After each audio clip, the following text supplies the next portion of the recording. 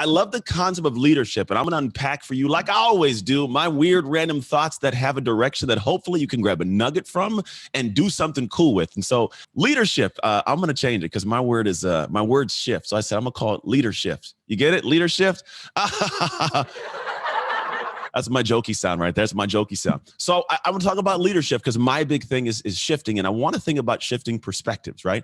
Shifting the way we see things, hear things, experience things, because I think that's how life changes. I think we have those moments in time where we are in some moment, presently aware of how we're doing things or how we are acting or how we're operating. And when met with that moment, we go, ooh, it's time to change something. It's time for something to shift and something to adjust. So now I'm going to tell you briefly my story if you have never heard it before. I got to a point in my life where I'd gone through a whole lot. I went through foster care as a kid. I had this weird diversity issue of growing up in an all-white family, not really feeling anchored anywhere. And at that time, I felt like a leaf in the wind. I didn't do a great job of leading myself, to be quite honest. And so I kind of was just ending up in the direction of leading towards being a statistic of foster care, which is not very good statistics. They're kind of difficult. They're not that great. Anyway, so there's that part of my life. And then I go from that point to where I'm stepping into the stage of, all right, well, now I'm this foster kid who's now adopted, and I got to go into this realm of being the adopted kid. How do I show up here? And I kind of was just still a leaf in the wind trying to figure things out. And I had a moment where I decided to take some kind of control of myself, and it helped me get better at the game of football. But I really only applied it to football because I was 15 years old. What were you doing at 15 years old? You weren't trying to change your life. Neither was I. I want to get better at football. So I applied it there. Progressed to the next stage of my life. I went to college football, had a great opportunity to play at a high level. And then I had a kid. And then it gets different. Because if any of you guys are parents out there, when you have a kid, it's a different dynamic of like, oh, there's somebody else in my world that, like, if I don't take care of them, they die. Like I kind of got to lead them in a direction because you got to eat. They got to not fall off things. Anyways, it's kids. I'm a parent now, right? And then I go to the next stage of like, I'm trying to lead at one point, not just my kid, but I was the senior on the football team. I had 19 linebackers. I don't know how it worked out, but most years there's always multiple seniors. My senior year in college, there were 20 linebackers. It was just me leading all these punk little kids, man. The little kids, man. We were all little kids, but they didn't listen. They didn't show up on time. And the coach left it on me because what you do as a senior linebacker, you make sure your unit is strong. Same for the family, same for everything. Same for the business you have, doesn't matter what it is. And I'm just, listen, I'm going to guide you through these things so you get it. And I'll come back to them as we kind of unpack today. Then from there, I progress on to leaving college and I go to the NFL. And the NFL is an interesting monster because quite literally how you lead yourself is what matters. If you show up in the NFL and think it's college, you'll fall apart because college is a place they kind of can't get rid of you. They gave you a scholarship as long as you don't, fail out of school. Like they got to keep paying for your school. You're there. NFL, they can literally sign you right now, have a contract that says you get $150 million a game and they can take it from you, have you sign it, bring it back here. They could tear it up in front of you and there's nothing that they can do about it. Like I can't do any unless there's guaranteed money, right? So the thing is, you have to lead yourself in a vastly different manner every single day, day in, day out, at disgustingly consistent levels to simply be able to keep your job, right? The way you lead yourself matters there. And then how you lead yourself with this unit and become part of this team, it matters. Again, progress past the NFL because it stands for not for long. You get in, you get hurt, you go home. And I went home. And so when I came home, I fell out of all sorts. I lost a very anchored part of my identity. Anytime you've been doing something for a long period of time, and you can attest to this.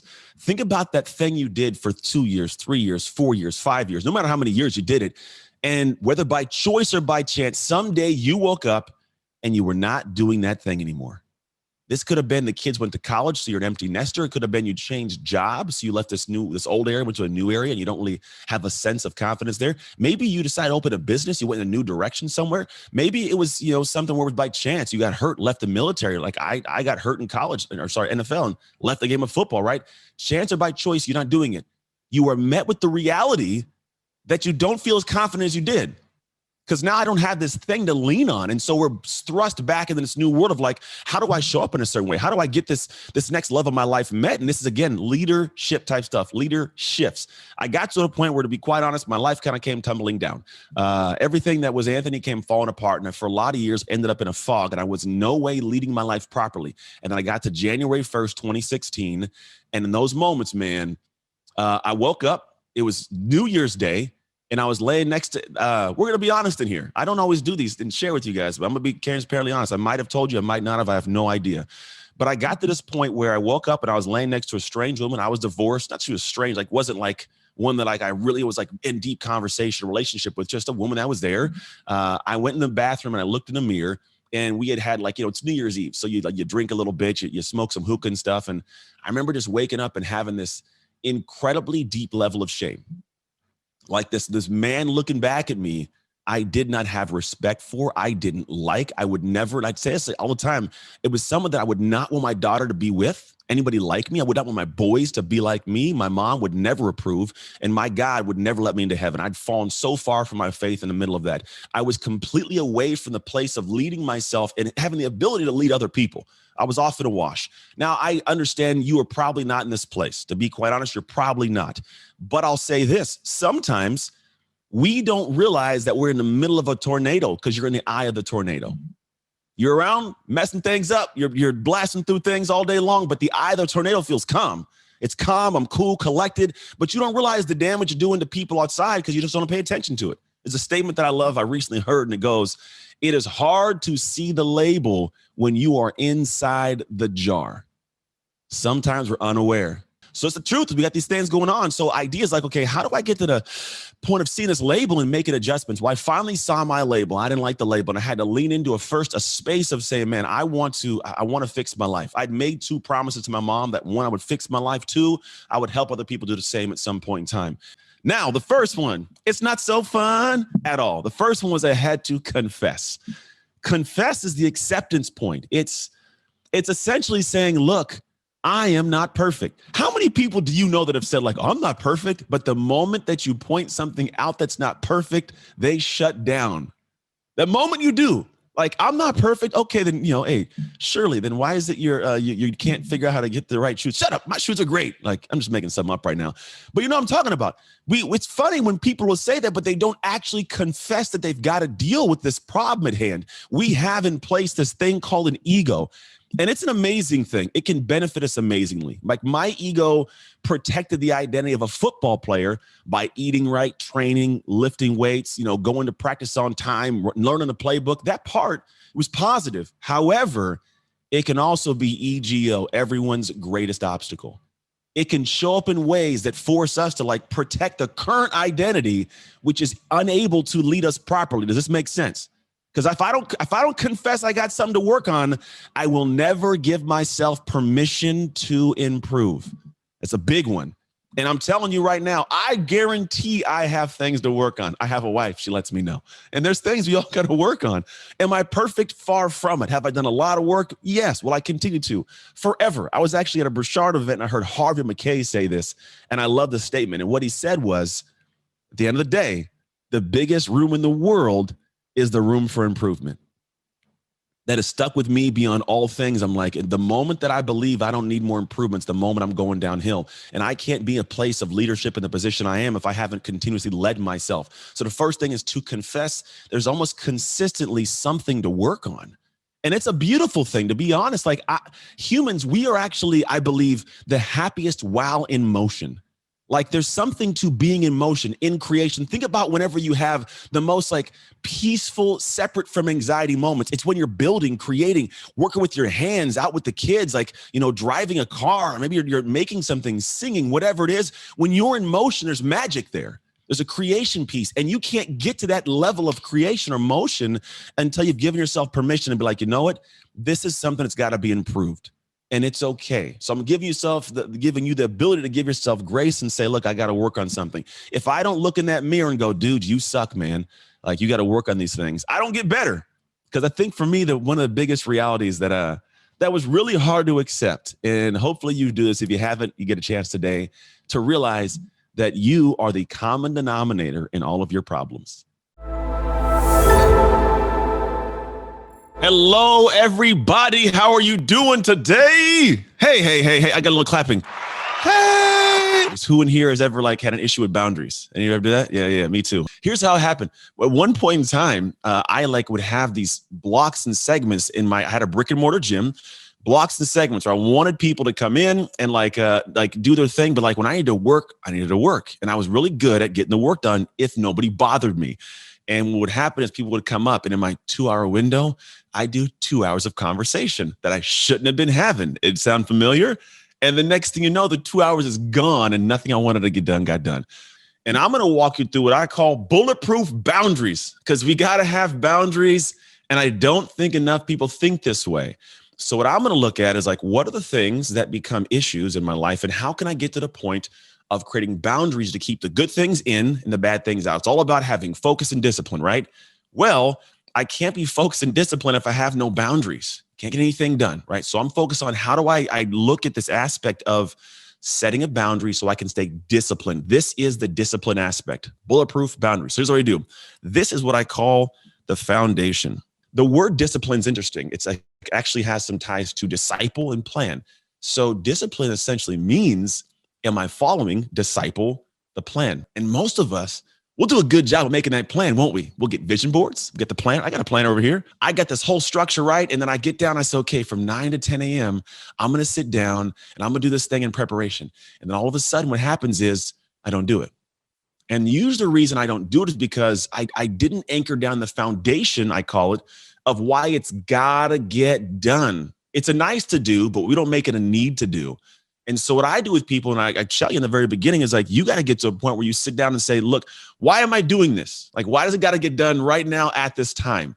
Because if not, then it's like, you know what? I can do that tomorrow. I saw this new show popped up on Netflix, and maybe I'll go watch that. And I heard about this cool documentary, or I start scrolling through social media, right? And so what happens is we didn't put a foundation as why in the world must this get done right now? Then what I do, I teach people you got to put in what I call parameters. Now, think of it like this. If I'm on a road and I'm driving somewhere, the parameters are the lines of the road. Now, a lot of people don't set the lines of the road. What can I go into and go out of? Now, if you think about it, it's not fun to work towards a goal and be so militant and rigid that you hate the process of actually going down the path towards the goal. You know what I mean? Like it's like I want to achieve it, but I don't want to achieve it and like have to like not enjoy my life. Like I want to smell the roses. I want to go have a beer, hang out with the girls, take a trip, catch a movie if I want to. It's just I want to be able to enjoy it. So what I tell people is you actually have to set parameters that feel good to you. Not what somebody says, not what you read on the internet, not what your idol and hero person said. What feel like good parameters to you, right? So just so you know, my parameters for life are after about the time of 3:34, like don't message me because I'm probably not going to message you back. I'm a family guy. I am in what I call season of dad right now. So I got a 16-year-old, I got 11-year-old twins, and I got a wife, and we have a family, and I love my family, and that's the core of my humanity. And so whenever I look at my parameters, like I know what I'm doing and why. So, but at the same time, like I may not work at the level of somebody who's like, you know what, I work, I get up at 6 and I'm working until like, 10, and then I'm going straight till 8 p.m. That's great. It's just not going to work for me. And I'm not going to feel bad, which you shouldn't feel bad simply because you're not doing what somebody else is doing. So you have to actually set your own parameters of what the parameters are that you will stay in the lanes. I don't go here. I don't go here. I stay straight in this lane. Then we have number 3 is what I call awareness. Now, this is big. Awareness is essentially, as you're going through your life, are you presently aware in the moments of when situations are coming up? So you ever heard of the thing at hindsight's 2020, right? Like, oh man, I wish I would have thought about this back then, right? People don't presently become aware. So the parameters they set, they don't actually look at them. They're just, it's like driving down that road. I have my parameters. And what happens is I'm looking at my radio or I'm texting. And what happens? We do this, we crash. So what I tell people is in the moments of when you're living your life and doing your stuff, the awareness piece is essentially you want to go back and have times or moments where you actually check. This is time audits throughout the day. This is like every once in a while, like set an alarm on your phone. I've done this where I'm like, I set an alarm so it goes off to remind me to check what I'm doing. And I kid you not, it'll catch me in the middle of scrolling through Facebook when I'm supposed to be writing emails. I'm like, okay.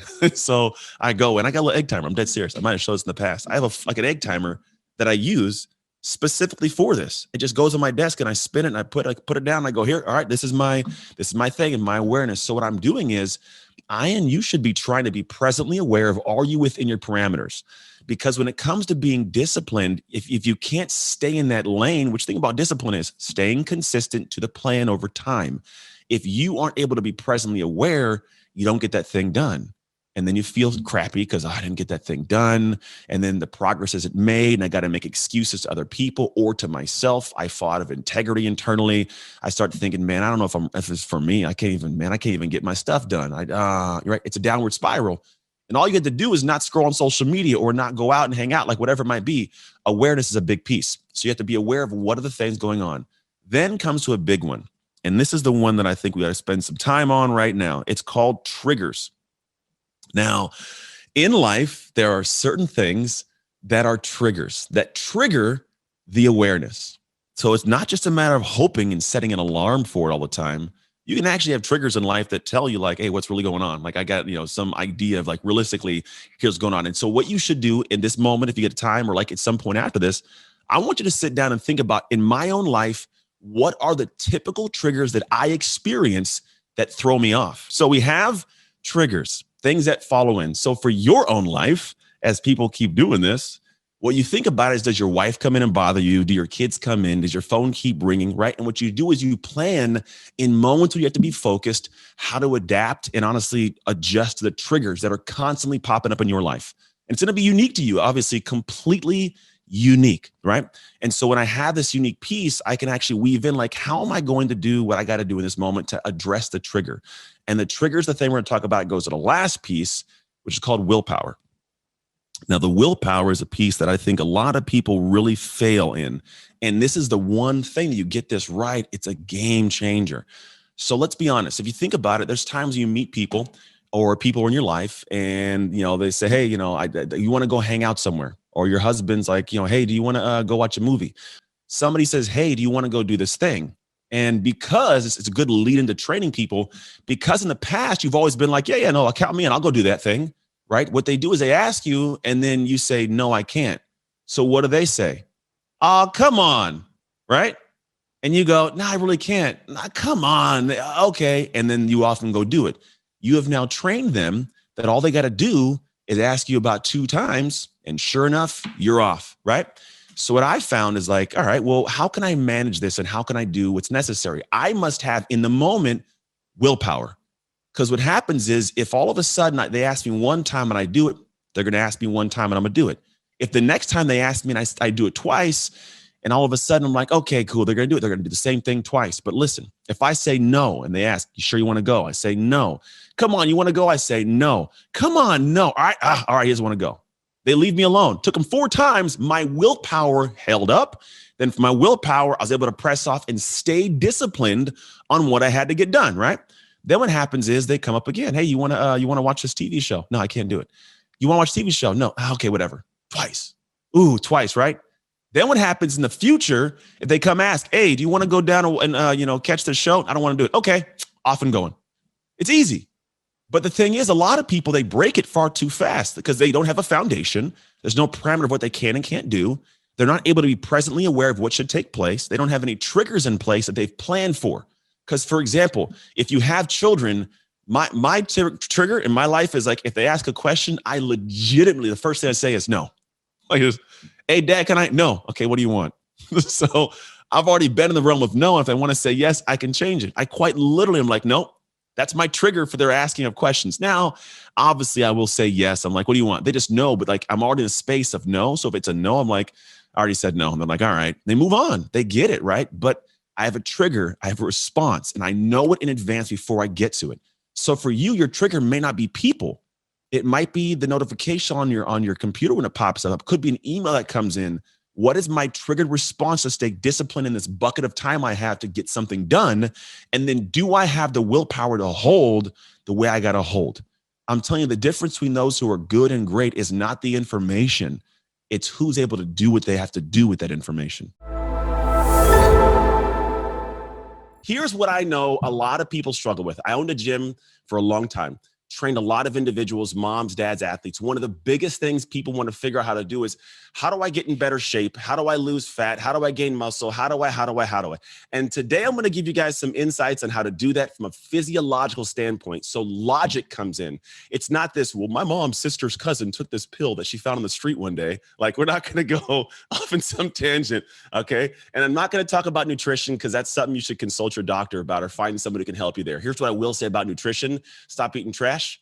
There you go. Hey, we got a solution, right? If you go into the grocery store, don't go searching in the areas that are in the middle of aisles or the middle of the grocery store. Go to the outsides, the upper and the lower. Why? Because the companies that want you to eat the garbage food, they pay a lot of money to be in that middle aisle. So when you go into the store, if you're like Anthony, I don't know what to eat the things you're not currently eating if you're unhealthy. Ready? We solved that one? Good. Look at it. Moving on. So here's what we're going to talk about. There is this concept around like fat loss that most people don't grasp. And if you actually, what I'm going to teach you, if you understand this, you're going to understand why and see why certain programs and training methodologies have worked for people to get strong, to get to lose weight, all that stuff. So if you've had like these troublesome abilities to lose weight and all that kind of fun stuff, you will understand how the body works right now. So first things first, you have to find something you like to do. I'm going to preface this. When it comes to exercise, the biggest, I think, issue that people run into is they go and find, well, Susan across the street and Nick down the street, well, they got treadmills and he has a kettlebell. I'm going to go buy a kettlebell. I'm going to go buy a treadmill. You know what it becomes? The treadmill becomes a very expensive clothes hanger in your garage. And I guarantee somebody right now has one of these things sitting there. Why? Because you don't like running. So don't go run. And you could go run outside, by the way. So find something you love to do. This comes with trial and error, right? Find an actual exercise you enjoy doing so it's not a chore. It will be hard, but it doesn't need to be a chore. Now, as we progress, I'm going to talk to you about what's called the 3 areas, or the trifecta of fat loss. And this actually it's scientifically proven. This isn't some bro science. I'm not making something up here. You'll understand how it works. So here is the first stage in how our body will actually help us burn calories. Have you guys ever heard of the concept of fast twitch, slow twitch muscle fiber? Anybody heard of this before? Beautiful. There's actually multiple different fiber types. I want to say around 5 or 6, but we just simplify and go fast twitch, slow twitch. The difference is fast twitch muscle fiber, it's going to draw a lot of energy. I can use it for a short amount of time, but I'm a fatigue quick. This is going to be like sprinting, lifting heavy weights, that kind of stuff.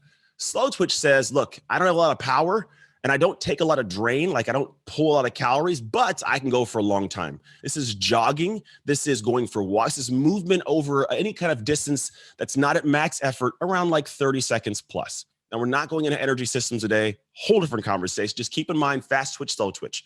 So what the science shows is that I can go in and say I did a slow twitch muscle fiber workout that took me an hour to get done, and I burned maybe 500 calories. What happens for us is 2 things here. One is I'm burning calories and it feels great. But then when I'm off the treadmill or I'm off walking, my body stops burning calories.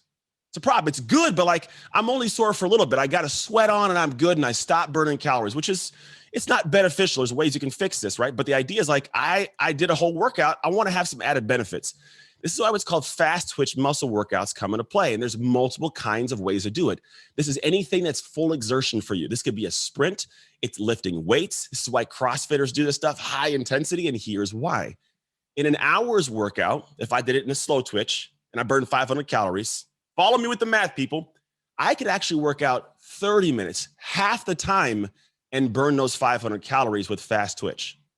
So what I'm saying is you can burn the same amount of calories in less time, sometimes more, in fact, in less time. This is why people who seem to be in crazy good shape, where are they always at? They're in the weight room. Do you know why gyms have cardio theaters with TV screens and cool little stuff? Because they know that if they get you to come hang out there, you're not going to get in shape. So guess where you have to keep going? To the gym. Consistently for years. It's a business. They want to make money. They make beautiful cardio theaters. They tuck the gym rats in the corner, but those people look like they're in the best shape because the workouts that they're doing. Now, you do not have to go do their workouts. Everything has a progression. Again, choose something that resonates with what you like to do. Hire somebody who knows more about it than you know about it, but find someone and find workouts that will allow you to burn more calories in less time. And then here's why the benefit is. When you get done doing a fast twitch exertion kind of workout, you in fact burn calories up to 42 hours past your workout. This is the second stage of the trifecta. Who's ever lifted weights or done some runs and got sore for like 5 days and couldn't walk? Yeah. I got the hands up, right? That's because your body's still recovering. So what happens is my body is still moving. It's still recovering. I'm sleeping. It's still burning calories. So a treadmill, getting off a treadmill, I got to get sweat. I got hot, good for cardio, helps the heart, but it's not going to help me burn fat, not going to help me tone muscle, right? So the idea is like, if you really want to burn some fat, tone, build some muscle, the idea isn't to do a treadmill. It's to do something that's a little bit heavier weights than you're used to doing at your own relative level. And then the in-between portion, when the body is recovering, you're still burning calories. Now, here's the third piece that few people think about. And here's why individuals who start out with workout routines, they get to that point of like, I've been working out for a month and I got no results. Back to their burritos. Like it didn't work. I'm just going to go and, back and eat some, because we're like, it's not working. And here's why. What happens in the third stage of the trifecta is called a resting metabolic rate, RMR. Right now, every single person on here has a metabolic rate at rest, which means while you're sitting here, you're burning calories. You're burning calories while you sleep. You're burning calories in any way. Just sitting here, your body is churning. It's why your body gets hungry, right? If you just sat and did nothing, you'd at least get hungry. Body's still doing something, right? And here's the unique thing. The more lean muscle mass you have on your body, the higher your resting metabolic rate, the higher your body's rate of burning calories is at rest, which allows you to work out. So if I work out with heavy weights, I'm burning more calories in less time. I'm then having the in-between of recovery, still burning calories. And then once I've recovered, I have that nice, fresh, lean muscle, I'm burning more calories at rest doing nothing. So when I talk about the ramp up that first month, your body hasn't got all 3 tiers ticked in yet. Most people just stop too early. They say, well, this isn't working. I've done it for 30 days. It's not going on, right? And what happens is because you didn't let the body get past the sore point, get to the point of having lean muscle. So here's what happens. When I got more lean muscle, what can I do? Well, I'm a little bit stronger. I got less body weight. I can do a harder, heavier workout. Maybe I can do some pull-ups now. I can do heavier weights. So I degrade the muscle even more and I have to recover even more. And then I got more muscle and I'm stronger. So then I can actually lift heavier weights and I can do harder workout. See how it works? So the whole role for people that want to build muscle and burn fat, it's not only the nutrition. That's a huge piece because you have to have the right nutrition in order to actually get a good workout in. Actually, I took BRENDON's Optimize today, right? You got to have good things in your body. On top of that, you've got to have the ability for yourself to recover in between with the right nutrients. And you have to have the right stuff in your body to actually maintain that lean muscle mass. So the whole trifecta works in this way. And so what you have to do is give your body time to catch up. And then all of a sudden, it'll start shedding fat and building muscle like crazy because it gets past those intro ramp up points. So for example, if anybody has been on my Instagram anytime in the last, I don't know, like 5 months or something, when I started the beginning of this year, I was a lot bit bigger than I should have been. I didn't have any BRENDON, I couldn't go on BRENDON's stage, so I didn't have any reason to get in shape. So I was at home just eating up that healthy food. It was so good. Holidays, I didn't have to see anybody. Oh, you guys, you know exactly what I'm talking about. And so I just ate a bunch of food. And let's give you a little bit of a reference. When I was playing in the NFL, I weighed at most 240 pounds and I had 12% body fat. When I weighed in on December 31st of 2020, I weighed 250 pounds and I was about 27% body fat, 25, 27. Yeah. Yes. I'm not there now. I lost it. All right. So at the beginning of the year, I was like, I got to do something about this. So I started this program and I wanted to lose a bunch of weight. I was like, I got to get the weight back down, the muscle back up. I know that guy's in there, just like you. The body is in there for yourself. And I knew this in my head, how this worked. So the first few weeks, I'm building. I'm doing hard workouts, and I'm dying, by the way. Like, I'm not as young as I used to be. My body knows that. And the recovery, I had to eat the right food. Then I had to keep drinking water, and I would be sore. I wasn't going, right? In the first probably 30 days, I might have lost maybe 10 pounds, From the next 30 days to the next 45 days, that window, I lost 27 more pounds. It wasn't in the beginning. It doesn't happen at first. It doesn't happen immediately, right? And I say all this stuff so you get a grasp of like, it takes time. And what's unique about this is like the body will ramp up, and then here's what's crazy. It's actually harder for me right now to gain weight. I've tried to eat some stuff. I actually got down so low that I was like, I got to get back, but my body is churning so fast, the resting metabolic rate, it's hard to get back. Welcome to my world, people. So this is, This is going to be fun. I probably have maybe one framework today, but I believe that something with relationship, because it's such an intimate tie to our humanity, that stories I can tell you will resonate better. And I hope that within the stories, you see yourself as one of the characters or the people or the individuals involved. And in that process, you can extract something and go, oh, okay, I get it. So I'm going to take you back in the time. So it's 2000. I was hanging with my buddy Vinny, because my buddy Vinny's a professional skater back, and I was in high school. It's, the cool kids hang out with the cool guys, and he's a professional skater. And then there was this one time I went with my buddy Byron, who introduced me to Vinny. We went to this weird court to hang out. Now, this is Antioch. This is back in my hometown. I'm like 16, 17. And I'm just going to tell you guys, I was not the most savory character. I wasn't even saved at this time. Wasn't doing crazy stuff. But I remember, like, we pulled up into this weird court, and my buddy Byron had this jug. You guys ever seen a gallon jug of Carlo Rossi wine? He had this gallon jug. He used to walk around downtown Antioch with it. Oh my gosh. And he was like 16. I don't even know how he got it. And anyways, we end up in this court, and my buddy Byron introduces me to this girl. And it's the only girl that's there. Her name's Christina. She goes to the same high school. I don't really know her, but like I just meet her and talk, and no big deal. Well, for the ensuing months, we end up hanging out a lot. We end up, we're in the same friend group. We get to know each other. At one point, my buddy Christian was like dating her, and then he wasn't dating her, and then like still in the same friend group. And then I don't know, fast forward, at some point we're hanging out at my buddy Vinny's house, we talked about, and I probably had a couple sips of that Carlo Rossi wine, we'll call it. And so I'm sitting there. I remember I was on the couch, and this girl comes up. We start talking and chatting. It's Christine. And next thing you know, like we kissed a little bit on the couch. We'll leave it at that. That's literally all it went. We just kissed on the couch. We're little kids. Don't do dumb stuff. And fast forward, like a year later, I don't know how it happens, but we're dating. Like we're dating. This is like my girlfriend. And I, growing up in foster care, have this weird tie to like the female in my life, so much so that at the end of the day, like the woman that's closest to me is really close to me. Like it's an attachment to my heart. I think there's just some space, and it holds itself because my biological mom, she just was distant. So I've always desired to have that kind of female presence in my life. And when it's there, like I'm locked in. And so like this girl at 18 years old, 2 years after that night on the couch, we'll call it, I was sitting there, and I was in a car with her. Now, this is the thing that I realized. In high school, I wasn't the most academically sound person. In fact, my family, we didn't really do academics. I was one of 6. We were really poor. My mom and dad, they didn't graduate from the high school, I don't believe. My siblings, of all of us, I'm one of 6. I'm the only one who actually graduated from the high school, not continuation, not GED. And here's why. I had an opportunity to play college football, and I wasn't academically ready for it. But this girl I befriended, I was dating, was like a 4.1 GPA. So I'm that kid that her mom and dad are like, why are you hanging out with this athlete who gets bad grades in sports? She was like, he's a good kid, I promise. And I was a good kid. So we're sitting there, and like we would go every night back to her house, and she would help me do calculus. Like, or was it calculus? No, stats. It might have been stats in high school or something. I had to figure out how to get my math stuff done, because I did not know, and I was like a year behind. But if I got it dialed in and I got a better grade, I had a chance at a scholarship to go play football.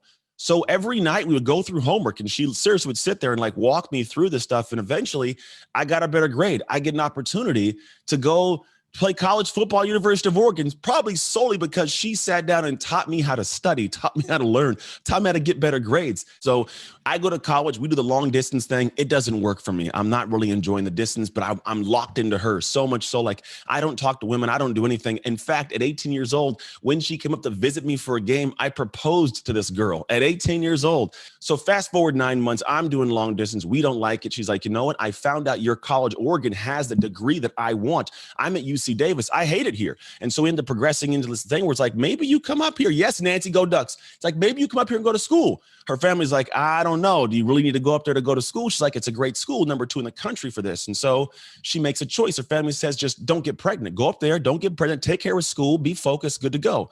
I have a 16-year-old son. So about 6 months after she got up there, we got pregnant. Oh man, don't do this. Don't tell your kids to do this either. Not a good recommendation. So fast forward a couple of years, I go to the NFL. I'm in the NFL. She's back home taking care of our son, and she's a trooper. She graduates with a 4.2 GPA, summa cum laude, with her master's in special education. The chick's a beast. The actual quarter that she had our son, she still got a 4.0. monstrous. And we're away from home. We're in college in Oregon. We're from California. So like, she's just, you get it. She's dope. So we're living this life, doing this thing. And we go, and I go to the NFL and we're doing the distance thing in the NFL. Ups and downs is tough, you know, because I'm gone like 7 of 10 months. Typically, I'm not really home that often, but we go back and forth. We communicate when we can. She's pretty much a single mom at home with me sending paychecks home.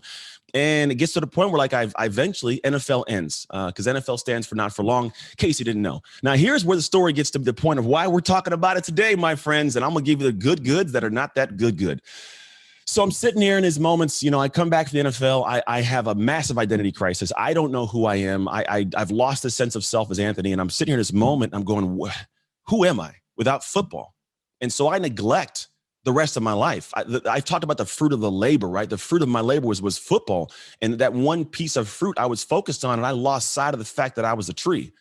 And so what happened is I didn't give the nutrients to the tree. I didn't take care of the other branches on the tree. I didn't take care of the rest of the fruit. So when I'm focused on football getting lost, my business is failing. My marriage is failing. I'm not a present father. I'm getting out of shape. And I get to the point where I eventually have the situation where like I'm completely separate from my wife at this point. We were tight. I mean, so close. We knew everything, felt everything. And then it was like a stranger almost. And it got to the point where I'm in Hawaii and we're on this vacation. And I end up finding on her phone that she'd been texting somebody else. And the somebody else was another guy.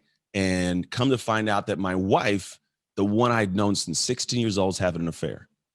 And I'm not going to go emotionally back there with you, but just know it hurts. Because if you've ever experienced that, it's painful. It's a different depth of pain. And it's also, I don't know if it's different for me because like, that's my world. Like this was my family. This is my wife. This is, you know, and we also had twins. So at this time we had 2 more kids. We had 3 kids and my world is now coming tumbling down. And I get to this point where I'm going to tell you the truth, man. Got to the point where I wasn't a present father. I wasn't playing football. My marriage was on the outs. My family was falling apart. And being a foster kid, not having a family, like when I had it, being ripped away was probably the depth of pain that I can't put into words. And I remember feeling like I don't want to be here. Like if this is going to be life after the game, it's what I got to experience. Like, I'm cool off this. I don't want this to be my work. I don't want to be here.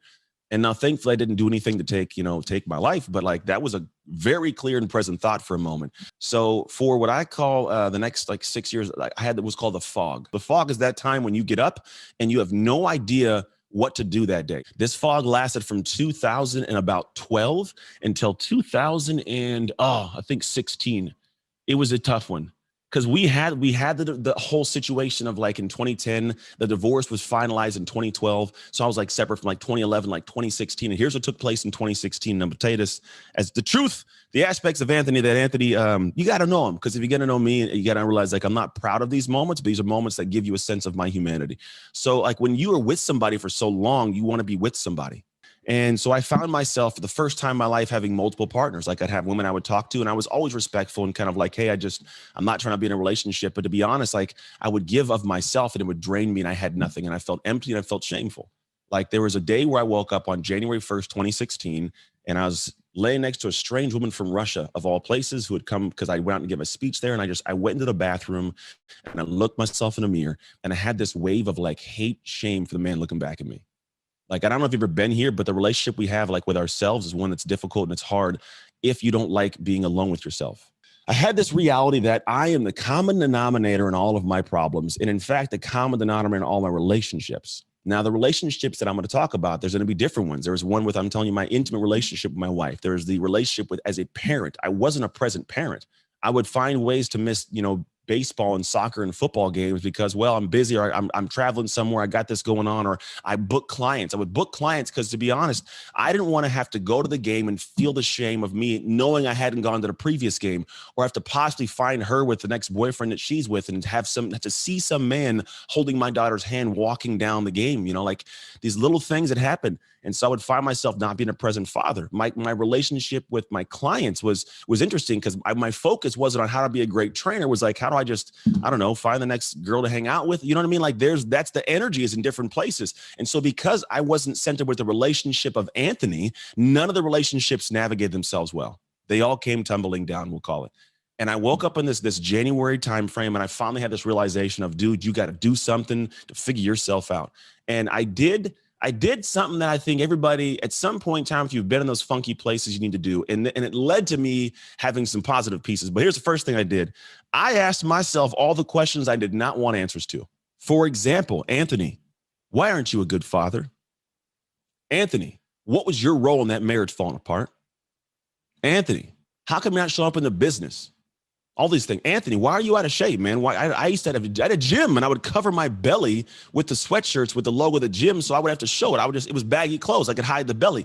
I worked and trained in a gym all day, yet I did not look like it. You know what I mean? And it was this thing where I had this interesting internal conversation always running, and I never wanted to deal with the conversation. So I did is I went internal. I finally asked these questions, and it provided answers I did not want to hear, to be quite honest.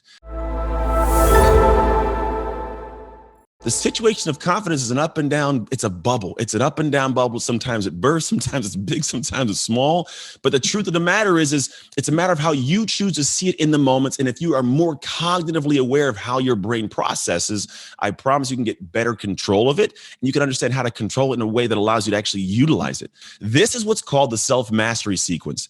And this is a sequence of how our brain honestly processes all throughout the day. What I want to do is teach you how, if you see the flow of this, you can actually control it in a way that allows you to have a better base and gauge on moments that are difficult and how you can do the hard things when you need to then spin things up the right way. So at the very top of this is going to be what I call identity anchors.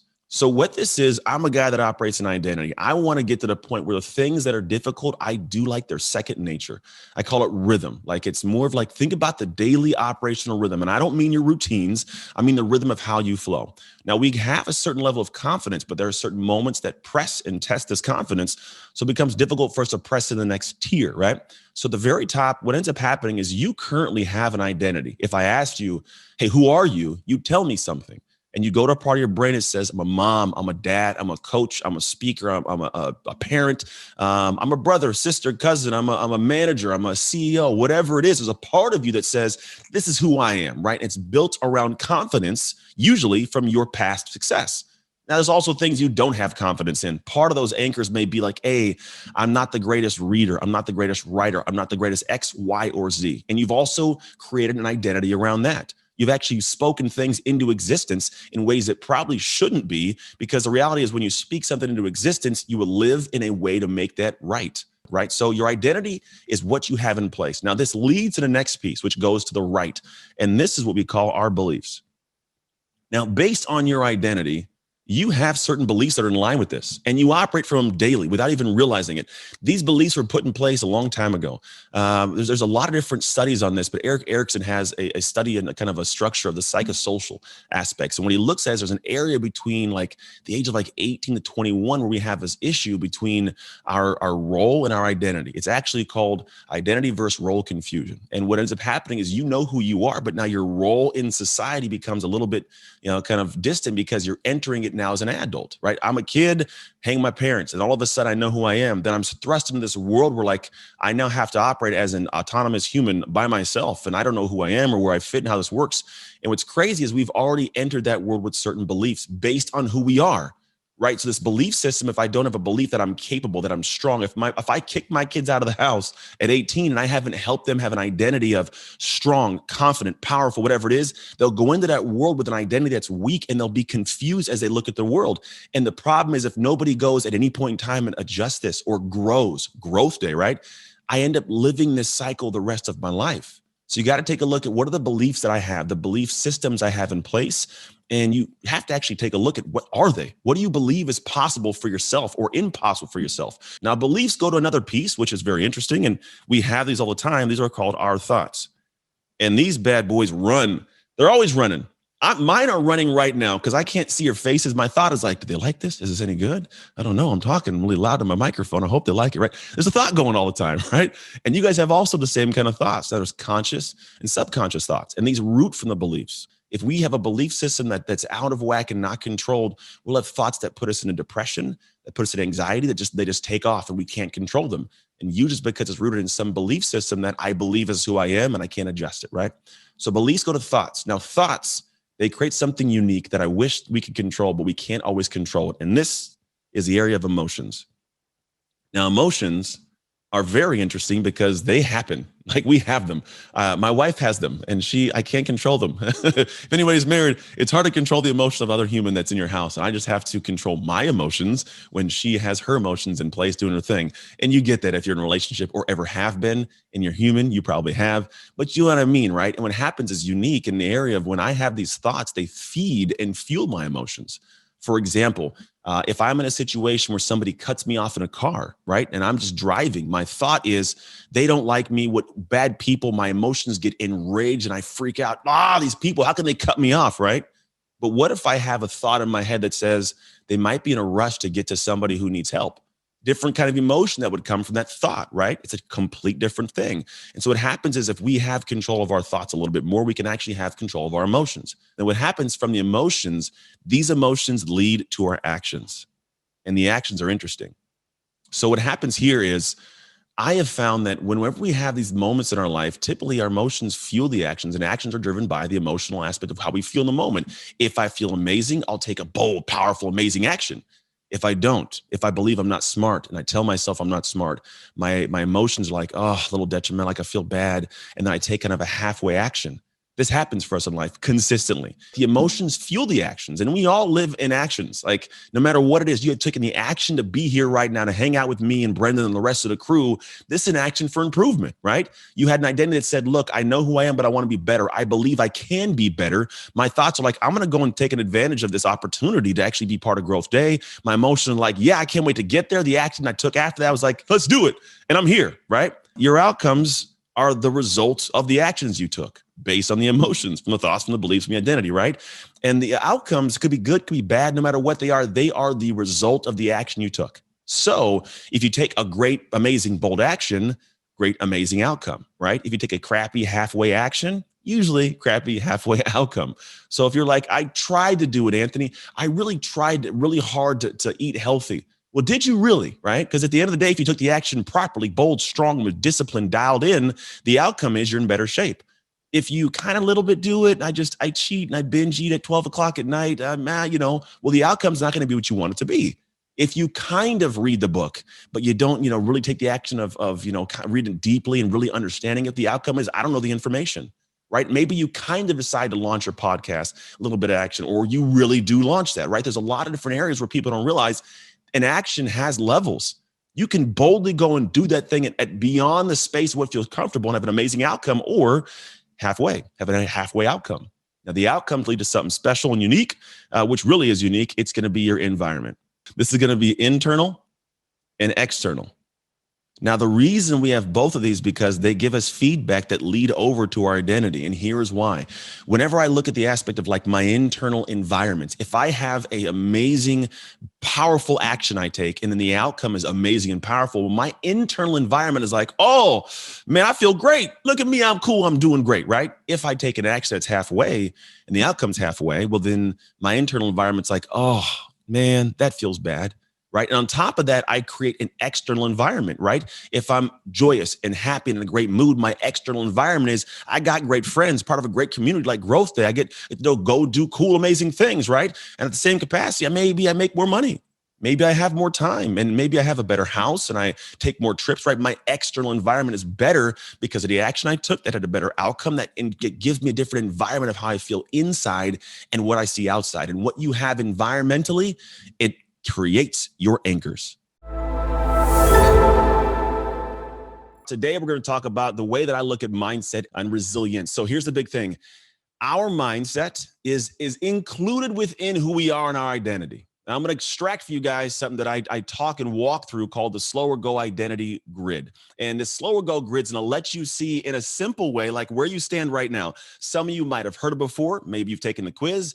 Maybe you've not. And hopefully you haven't all heard of it, because that'd be kind of like, oh, I'm going to do the same thing. But I promise, even if you have, I'll give you a little bit more depth to it. So here's what I want you to grasp. We all have the clear understanding of what a mindset is. However, sometimes we may not understand the inner workings of it or who we are with it. And so we're going to break this down today. I'm going to show you how you are essentially one of 4 different kinds of identities harboring certain mindsets. Now, as I tell you this, I want you to grasp, it doesn't really mean that if you see one that's like not perfect, you say like, oh, it sounds like me. It's not the end of the world. That's the beautiful part about who we are. We can always adjust and grow and change, right? We have neuroplasticity in our brains. We can learn new things. Yes, you can teach an old dog new tricks, no matter what they say. There's a Netflix show I saw about it, just so you know, like really, you can actually teach an old dog new tricks. But we're going to actually teach you guys some cool things. So let's get into this without me talking about it all day. We're going to go over this. Now, in our lives, we always have these different aspects of opportunity and opposition. And to be quite honest, they have this intersection point. They always meet each other, if you think about it. There's always this opportunity of something. There's always like but it ain't perfect, right? And I find that as we go through things, we're always trying to figure out like, okay, where do we stand? What do we do? And how do we make the next moments of our lives better? However, how we show up in those moments, those defining moments, those will determine how the next moments are better or not. And so now I'm going to talk you through 4 different types of mental framings and identities that have mindsets to them, right? Of how I think. And I want you to figure out which one you are. So the first one we're going to talk about is a dreamer. Now, think about opportunity and opposition. Now, if I'm a person that when opportunity comes to pass and I sit there and I look at it and I go, oh, it'd be amazing to chase the opportunity, but I go, oh, I don't know if I should, and maybe I can, and I stew on it for too long. What happens opportunity? It leaves. When I was in college, my college coach, he says, hey, if our opportunity comes knocking at your door, you better open the door, pull him inside, sit him down, get him dinner, make him stay a while. Because if he leaves, we don't know when he's coming back around again. And so the idea is like when opportunity comes, how do you handle it? And some people, we get so apprehensive, we get so processing, we get to the point of just paralyzation by overanalyzation that we don't take opportunity and actually capitalize on it. And at the same time, these same people, they're not really good in opposition.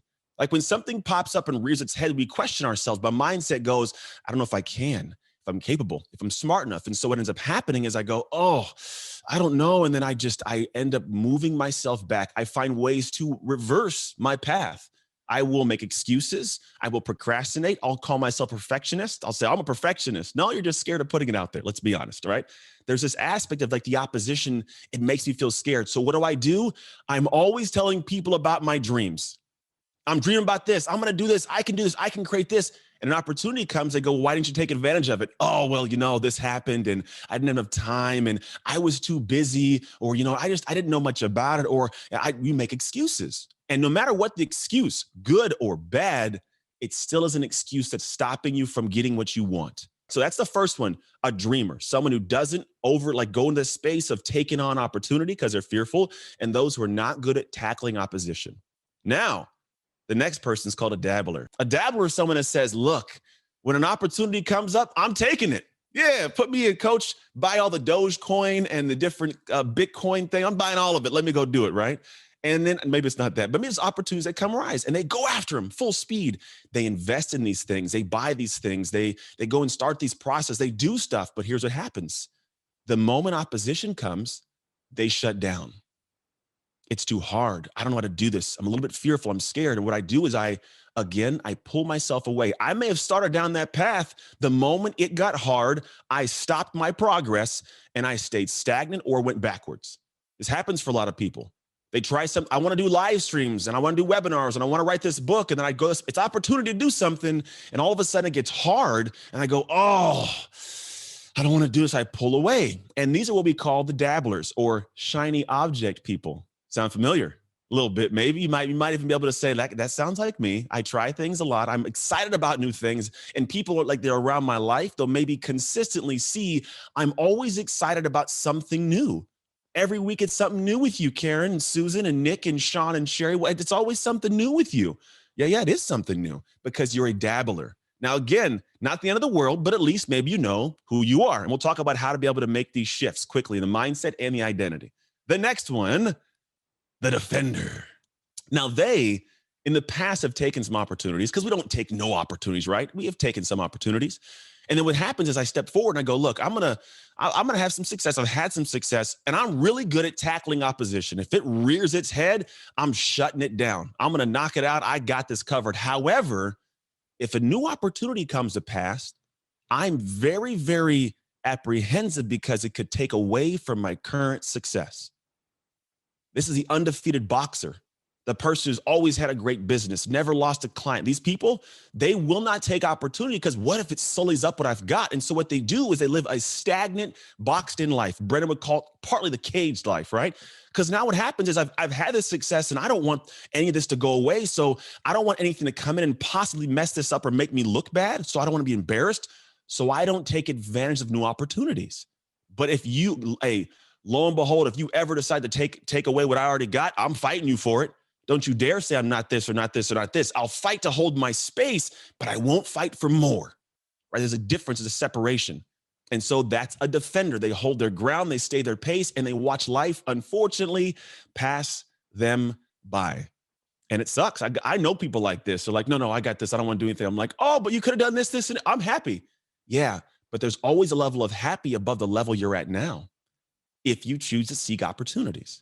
Now, the fourth one, which is the one that I have a belief that a fair majority of you 100% have to have a piece of at times. And just keep in mind, we have multiple identities and mindsets that sit in different spaces. So if you happen to be one of these, you can be like, hey, I'm a dabbler. You may not be a dabbler everywhere. You might be a dabbler in work. You might be a defender in relationship. I would hope that you are, because a defender in relationship means you're great in the one you're at. You don't want to seek more opportunities. You know what I mean? Like that's not a good thing. Don't do that. But you might also be a dreamer in the aspect of hobbies. Like, I want to go be a skydiving coach. No, I don't. But that could be a dreaming idea, right? You see what I'm saying? Multiple identities. So I believe in your personal growth, a lot of you guys fit into this space right here. It's called a doer. So a doer is someone that says, look, I love opportunity. I seek it out. I want to find out what's new. I want to read the books. I want to get into the programs. I want to join GrowthDay. I want to get these. I want to do it all. I want to try it all. And here's why. Because you know that if you chase down an opportunity, inevitably there will be opposition. But within the opposition, you have the ability, and you know you'll take it on. You'll go fight hard. So you're like, I'm taking it on because I know if I go in this opportunity, I'm going to keep going because I handle opposition well. And then you know that if you face opposition, it's okay, because here's the truth. What high performers and GrowthDayers, I know you guys know this. If you are a person that can handle opposition, you know that opposition, when overcome, creates new opportunities. Every time. I don't care who you are, but if you have a problem and you solve it, you have a new set of tools, which means a new opportunity has placed itself in your life. It's literally how it all, I tell people that when you're in the realm of like what I do, coaching, my job is to create new problems for you. What do you mean, Anthony? Well, if I solve the problem and help you be happier, more joyous, maybe make some more money, well, now you have a new problem of, okay, what do I do with my taxes? What do I buy? What do I invest? You know what I'm saying? It is new problems. Interesting way to look at it. But those who are doers, they will go after opportunity or go after opposition because they know it actually benefits synergistically. Now, there's different levels of doers. In my experience, we don't like hanging out with dreamers. I don't want to know what you're going to do. I want to know what you've done. And it's not a bad thing at the end of the world, but just be aware of this. This can be your day for personal growth. This can be that day you committed to and you remember, you go, that was the day I got myself a community. I got better coaches. I committed to making my life the absolute best that I could. This is that day. Make today your growth day. Click the button on this page and sign up right now.